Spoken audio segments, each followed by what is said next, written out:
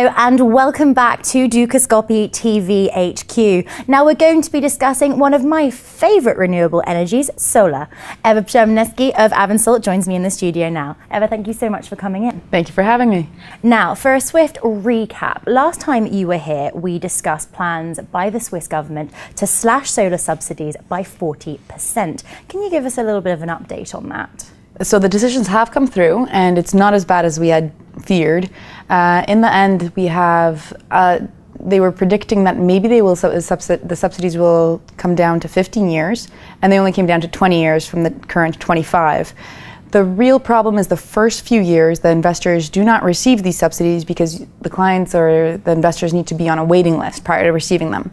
The prices as well, they have remained very reasonable, and solar remains very sensible as an investment in Switzerland. We have the federal subsidy, and we also have most of the cantons allowing the investors to have 100% tax deduction. Some of the communes and energy distributors are also putting their share in to support solar.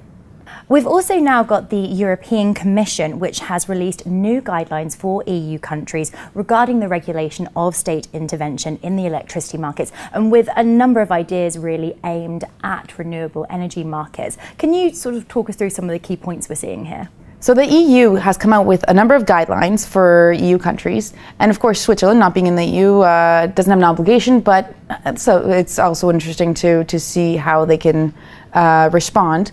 One of the points that the EU is suggesting is not to overheat the market, which I think it's too early for the Swiss market. We are just at the beginning of developing the PV market, and I have installations for residential clients that, with all the subsidies, are practically free for the client, and the client still chooses not to install it. Or I know architects who still believe in the old dogma that solar is not profitable and still design roofs that are not compatible with PV.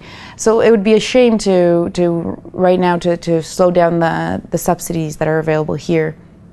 Another thing that was mentioned is the whole idea of feed-in premiums instead of feed-in tariffs, which I personally am a fan of. It makes the client respond to the market prices, electricity prices, as well as the needs for consumption and demand locally. The original suggestion of diminishing the federal subsidy here in Switzerland to 15 years would have had that effect, because investors would rely on local consumption to compensate for the lack of feed-in tariffs. And now that it's 20 years, that will no longer be a key deciding factor. But with feed-in premiums, the investor does have to stay sensitive to how the market develops and what opportunities, consumption opportunities to feed in this electricity are nearby. You've also had a release by the International Energy Agency, and one of the fun facts that were pulled out of that were that renewables are soon to be number 2 in the energy mix, and that's in fact taking out gas. Talk us through, what are we seeing in this sphere? Well, to be fair, they might be at very close to number 1 by 2035 and take out coal. Renewable energies are taking a large part of the market. Right now, we are subsidizing renewable energy at about 100 billion globally. 100 billion American dollars. That's from the International Energy Agency report. But we're for fossil fuels, we're subsidizing $500 billion. So you see there's still quite a bit of discrepancy between the two, and renewable energies have less negative externalities than fossil fuels. The International Energy Agency also recognizes the need for the continued support, financial support, and the developing the subsidies for renewable energy, and they're estimating that's going to be around $200 billion in subsidies that are needed into 2035. So I think we're going to see a lot more renewables and a lot more solar. So ultimately, the investment opportunity in solar remains then?